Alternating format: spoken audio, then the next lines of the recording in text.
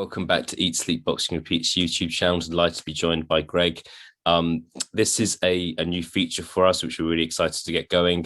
It's kind of like a roundtable news video where we're just going to be discussing kind of hot topics in the sport of boxing. It's a weekly segment. It's going to be coming out every Monday at 5 p.m. And yeah, it's going to be two of us or three of us debating, discussing what's going on in the sport of boxing. We can't discuss absolutely everything, but we're going to give it our best shot. Greg, thank you for joining me. How are you?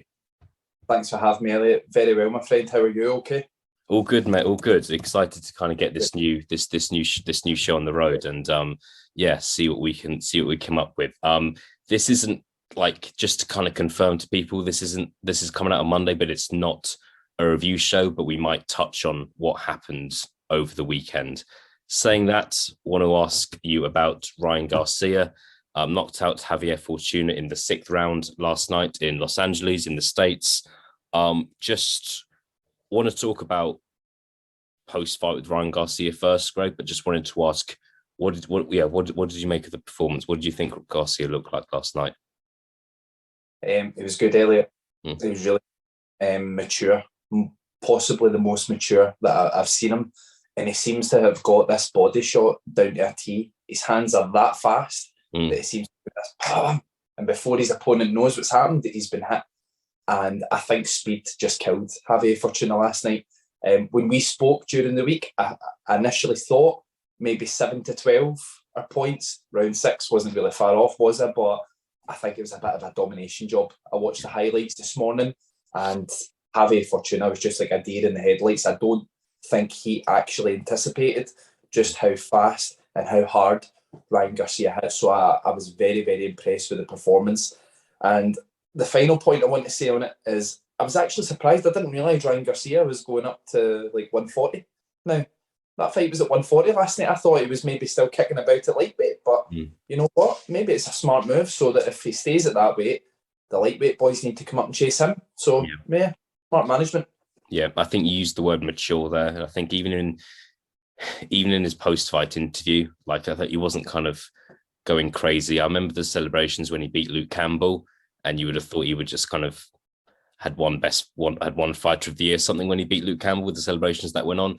But I feel like last night it was a more mature performance, a composed performance, and just although like he kind of spoke about Gervonta Davis post-fight, he was doing it in his own sort of style. He was being himself. He wasn't trying to kind of live up to some sort of reputation, which I feel like he's maybe done in the past.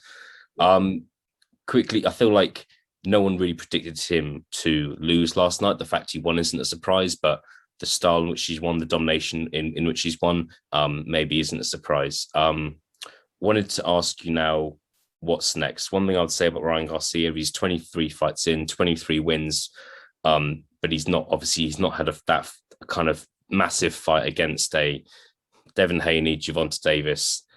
He's not had that yet, but he's beaten good fighters. You can't deny he's beaten good fighters.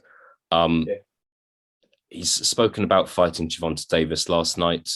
I think he's made comments about fighting Teofimo Lopez. I'm dying to see. I know he's still young, but I'm dying to see Garcia in one of these big fights now. Do you think one of these fights can be made at the end of this year? Yeah, Elliot, I do. But the thing that's confusing me with Ryan Garcia is, what weight is he going to sit at? Going to lightweight at 140.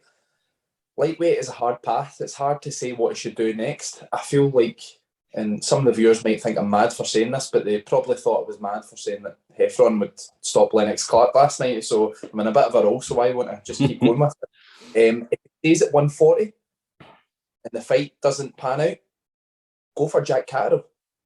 Yeah. Jack Catterall is the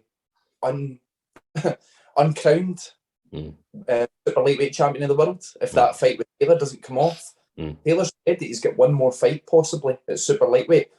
If Garcia goes and does a job on Jack Catterall, he's in prime position to fight for everything, isn't he?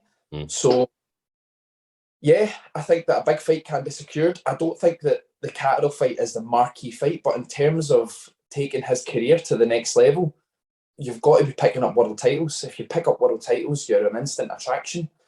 So if he stays there, I think that's a big fight, and it should be made. If it's at lightweight, it's got to be somebody like Gervonta Davis or Devin Haney, doesn't it? I think did they not beat Devin Haney in the amateurs? I know they fought each other twice or something. Was it maybe 1-1? So yeah, I think it's got to be Gervonta Davis or Devin Haney at lightweight. But for super lightweight, it's got to be Jack Carroll for me. Yeah, it's lovely. And just like want to reiterate, he's not been fighting bad fighters. He's been fighting good, top 20, top 15 fighters in a lot of people's opinions. I just think, I feel like we've been talking about these fights for 3-4 years now, perhaps. And although he is very young, let's see it. If he was to fight Gervonta Davis, he would obviously be undefeated against undefeated. One of them loses, they can still come back and be in massive fights. It's not over.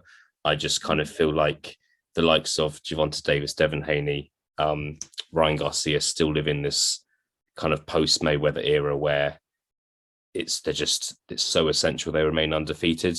And I feel like that's one of the reasons why they haven't fought each other. And I'm not convinced they will do anytime soon, but I really hope I'm wrong. Yeah, it'll be nice to see. Yeah. Okay, moving swiftly on. Something a bit different to Ryan Garcia. This isn't something usual for us as a channel, but there was an event last night. It was a TikTok / YouTuber influencer boxing event. I hope I've said that right. We were saying off camera, neither of us really know what it is. I don't think either of us have really watched a TikTok fight. However, both of us are on social media, as a lot of people are. And I think I was messaging you last night along with the other guys and basically saying, this looks a bit strange to me. It looks a bit concerning. You've got people in the ring who can't fight. Some people who don't look like they've actually really trained for it. People that don't look really like they really put a lot of effort into training at all. And there was a clip. I can't remember the guy's name. Ginger kid in his early 20s. How I'm going to describe him. Who had just felt I felt a bit sorry for him because he was being punched and clearly had no idea what to do. There was another clip of this old man who kept on being punched and then just kept on like sprinting forward. Again, clearly doesn't look like he's been given any sort of guidance. I wanted to speak to you about this because you've boxed as an amateur. You know kind of what to do in the ring, how to handle yourself in the ring. Again, I know you've not watched these fights, but the clips that we've shared and you've seen on social media, just what are your general thoughts on the event and on these guys getting in the ring? Yeah, I thought that it couldn't get any worse than YouTubers fighting each other. It didn't, I always try and be very careful of it because I don't like to. I think some boxers are very quick to be offended by new people trying the sport who haven't put in the hard work that we put in when we were younger, haven't had the hard, horrible path at times that we had. But I think it's really dangerous. Here's an exclusive. I don't know if I've told you this before. I remember my very first fight, I fought, it's crazy saying this, I fought the Scottish champion at my my age and weight category in my very, very first fight. And it just literally embarrassed me. Just jab, stayed away from me. Second round, stepped it up and I was stopped on my feet and I was thinking, wow, I've got a long, long way to go. And I went back to the gym. I trained harder than I've ever trained before. And this is not a lie. I fought his identical twin brother in my second fight. It was the West champion. And I had a horrible first round. I think the boy thought he was going to come out and stop me, and something clicked in me. And I went on and I won quite convincingly in points. But the point that I'm making is watching these guys, if that's the first time that they've boxed, especially if they are adults, 18 and above.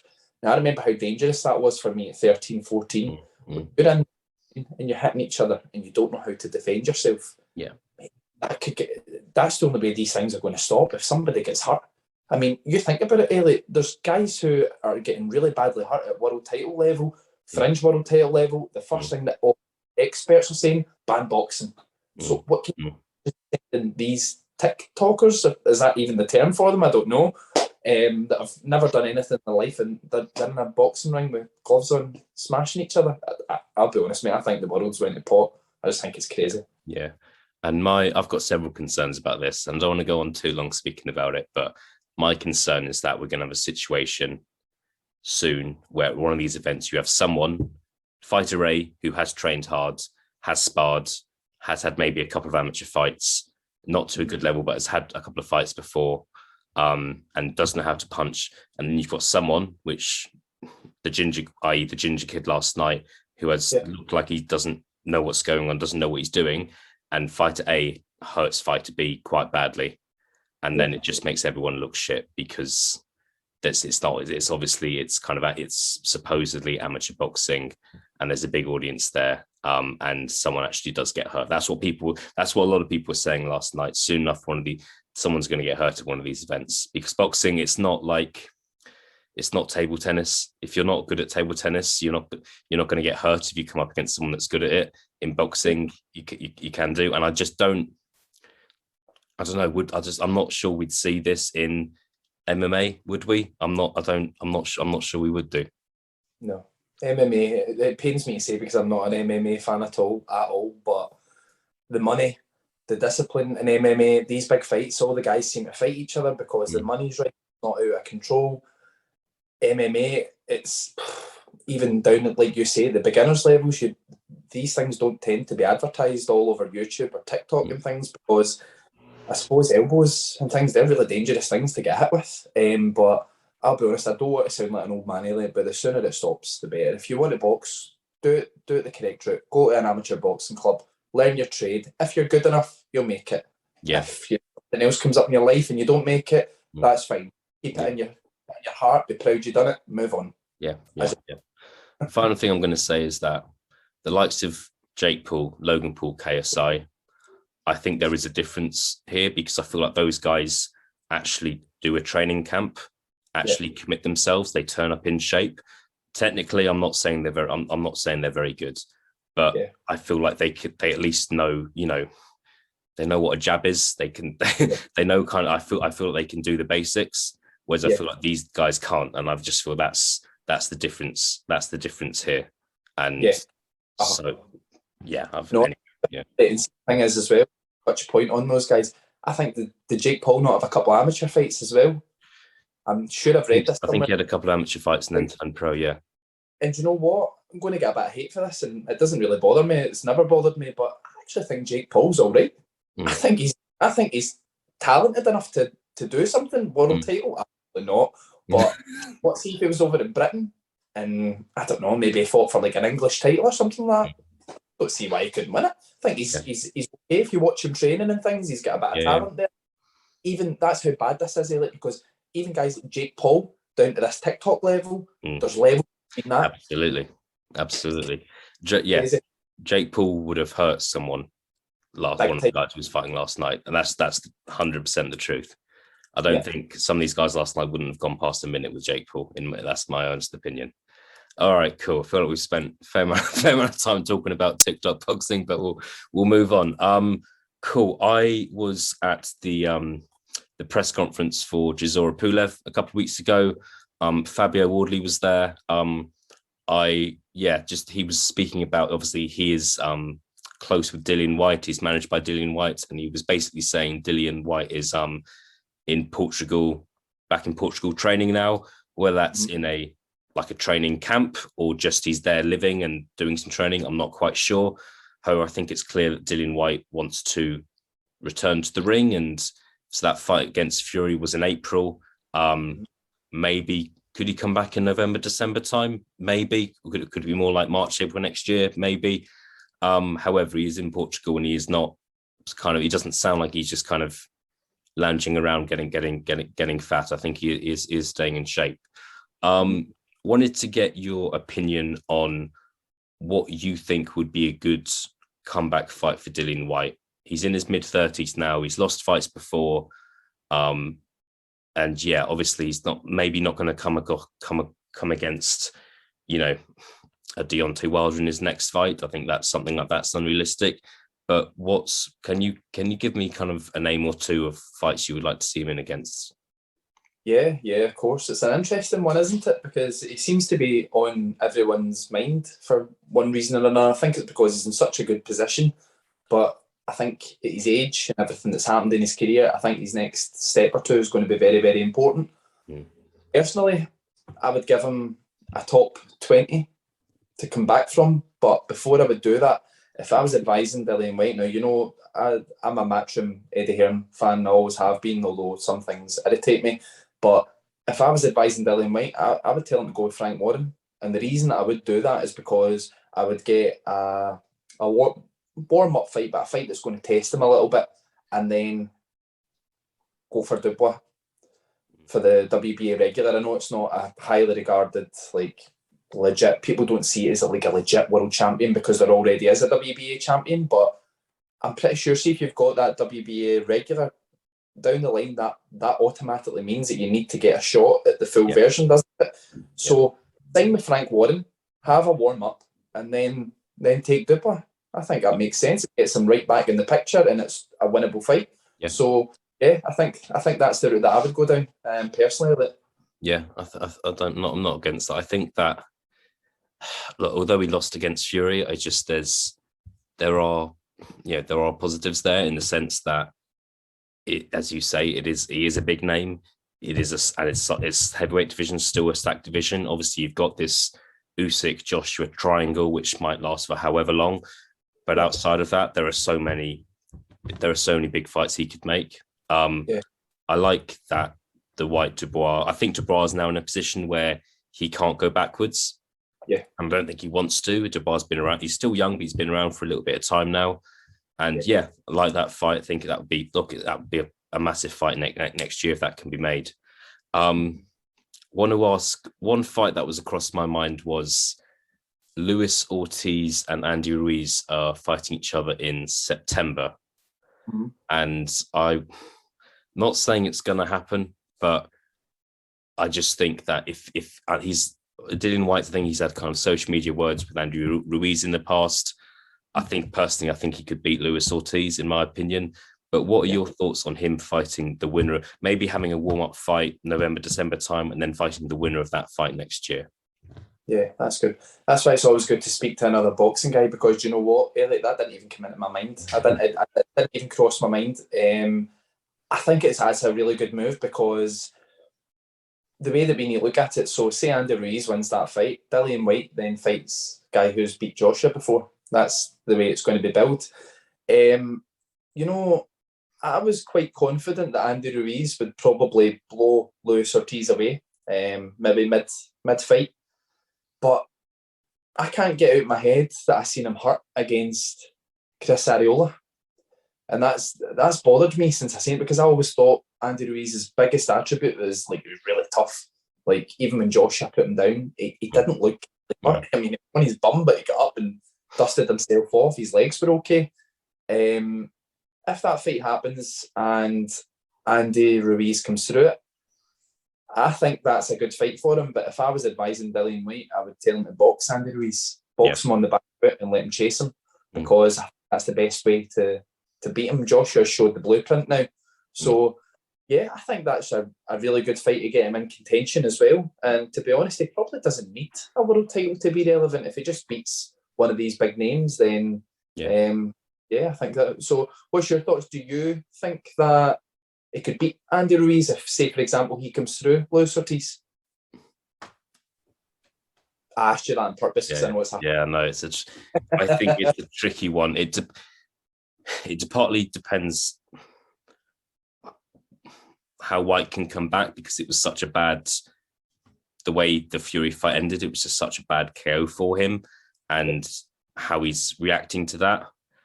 I would favour Ruiz if I had to give you an answer. Ruiz hasn't been active. And Dillian Whyte just suffered a bad KO loss, so it is tricky. So, but at the moment, I would say I would favour Ruiz. That's a good shout. It's a good shout.